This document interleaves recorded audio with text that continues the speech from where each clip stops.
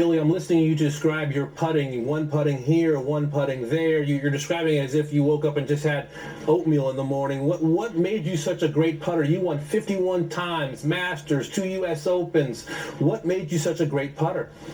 Well, there's several things that were very important in my putting stroke. One is that I believed in keeping the blade square to the intended line throughout the stroke.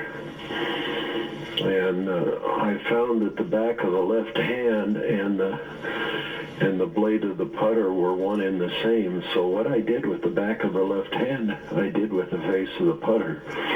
And I could miss hit putts and they would still go in the hole because I had the blade of the club working through the ball. And it was something that I worked on as a young fella.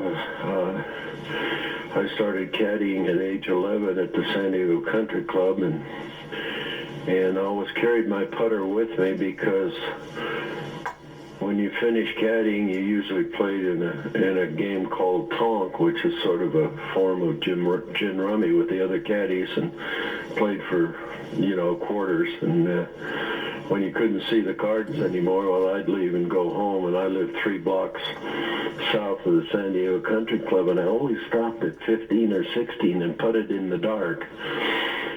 And what I would do is I would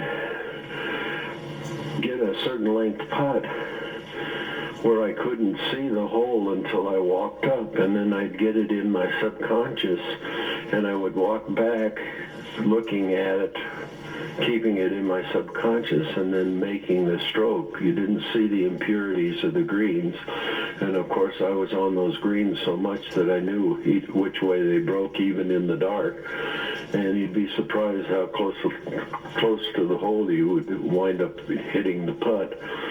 And that's where I really developed my touch and feel. But when I got out on the tour, I wanted to keep that putter square to my intended line.